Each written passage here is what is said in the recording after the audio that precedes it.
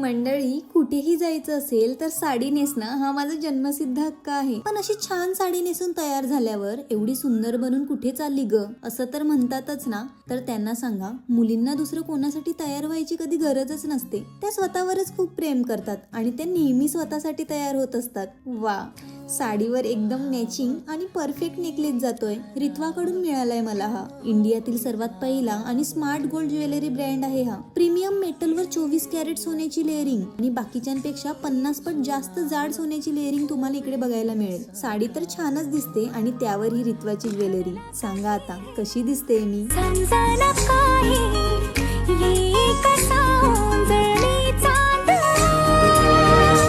मखमली